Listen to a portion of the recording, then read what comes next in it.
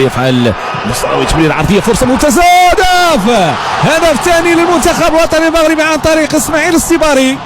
اسماعيل السباري في الجهه اليسرى كيتمكن باش انه يدخل داخل منطقه الجزاء وكيركن الكره في الشباك باسلوب مميز. اسماعيل السباري تعامل مع الكره كيس.